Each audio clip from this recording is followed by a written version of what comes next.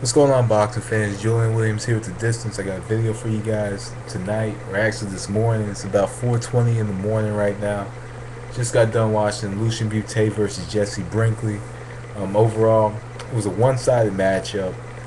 Um, Lucian Bute pretty much controlled the matchup, but one thing that he did do in this matchup that he shouldn't have done was fought down to the level of his opposition. It's something that I was thinking of, and something that the commentators were also made somewhat of a implied made implication to was Lucian Bute fighting down to the level of Jesse Brinkley. First off, the first couple of rounds, there it was kind of a feeling out process. I gave to Lucian Bute. 3 and 4. Jesse Brinkley started to do a little bit more in these rounds, but he started to kind of fight in spurts. He threw his jab a little bit more, started to work a little bit more. But Lucian Bute did more work in these rounds. Gave these rounds to Lucian Bute 5 and 6. Knocked down round 5 from a perfectly timed, perfectly executed uppercut. You see that Lucian Bute when he landed that left uppercut, he turned all of his body into that uppercut, and which led to more force being behind that punch and Jesse Brinkley going down. But it was a perfectly timed uppercut. Just 10-8 Lucian Bute, round 6 Lucian Bute, because he started to pour it on a little bit more and he became a little more motivated. Or excuse me, a lot more motivated when he knocked down Jesse Brinkley. And that's when he started to open up his offense a little bit more. Round 6, round 7. I believe it was either round 7 or round 8. There was a cut over the eye of Jesse Brinkley, and which led to a little bit of difficulty with him fighting, even though it was already a one-sided fight. Um, Round 8, Jesse Brinkley went down again. Went down a second time. Jesse Brinkley went down. And round 9, Lucian Bute knocks out Jesse Brinkley with another perfectly timed uppercut. The uppercut was the punch that it looked like Lucian Bute was looking for the whole entire fight. If you look at how many times he threw that uppercut, you can just tell that he was looking for an opening for that uppercut the entire fight. And also, he was using his jab to kind of set it up. Lucian Bute in this matchup did a good job of pressuring Jesse Brinkley using his jab. Um, but at the same time with Jesse Brinkley telegraphed what he was doing. If you look closely at the fight, look at Jesse Brinkley's feet. Jesse Brinkley's feet, if you look at his feet and you look at his footwork, how he positioned his feet pretty much tells you what Jesse Brinkley's about to do. Say he takes that stutter step he makes a stutter step with his left foot. When he makes that stutter step with his left foot, he's throwing his left jab. When he kind of trembles with his right foot, he's trying to throw an overhand right. When he's moving side to side, he's not throwing anything. It looked like with Jesse Brinkley, he was thinking too much. He did do the right thing when he kept his range away from Lucian Bute. He did the right thing keeping the range away, but he wasn't executing anything within that, outside of that range. He wasn't finding a way to maneuver inside. His jab couldn't find Lucian Bute. No shots were even able to find Lucian Bute. And he kept throwing single shots. And at the same time, he was throwing towards places that there were no openings for. So Lucian Bute capitalized on all of those mistakes. He capitalized on those mistakes. And also, Jesse Brinkley was pretty much, like I said, was telegraphing everything.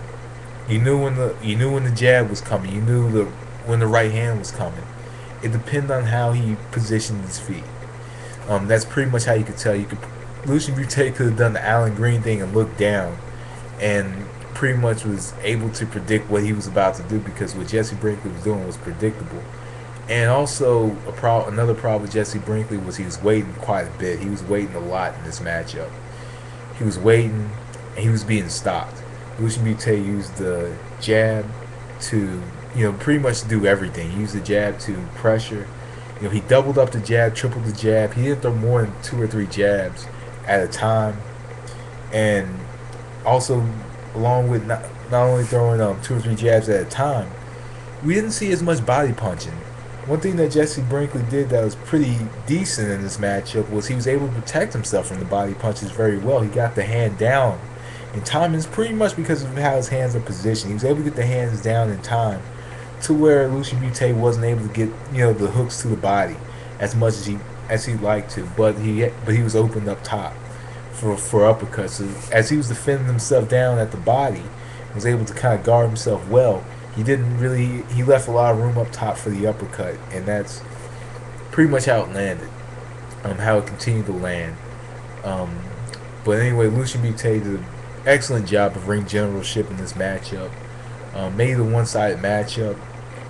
Pretty much using his jab, pressuring him with the jab, and pretty much trying to look for an opening for that uppercut, for left uppercut that he throws very well.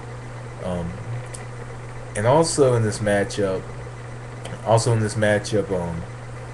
it just shows when looking at this matchup, it just shows pretty much Lucian Bute pretty much needing to step up in competition.